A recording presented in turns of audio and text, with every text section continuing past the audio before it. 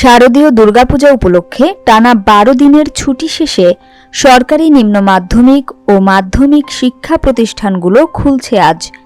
ছুটি শেষে বুধবার শিক্ষার্থীদের পদচারণায় আবারও সরব হয়ে উঠেছে স্কুলের প্রাঙ্গণ। অন্যদিকে শারদীয় ছুটি শেষে আগেই ক্লাস শুরু করেছে প্রাথমিকের শিক্ষার্থীরাও।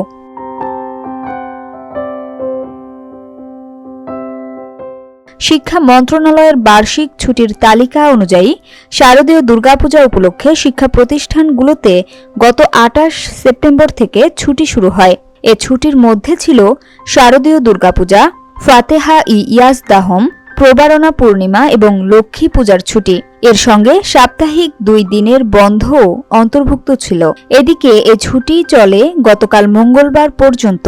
ছুটি ছিল টানা ১২ দিন। দেশের মাধ্যমিক ও উচ্চ মাধ্যমিক স্কুলগুলো এই ছুটির আওতায়। আর গত ৬ অক্টোবর লক্ষ্মী পূজা উপলক্ষে ছিল ঐচ্ছিক ছুটি।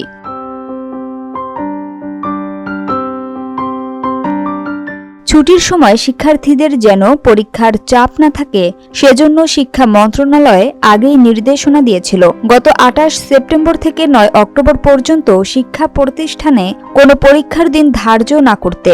গত ২৪ সেপ্টেম্বর মন্ত্রণালয়ের মাধ্যমিক ও উচ্চ মাধ্যমিক বিভাগের এক অফিস আদেশে এ নির্দেশনা দেয়া হয়।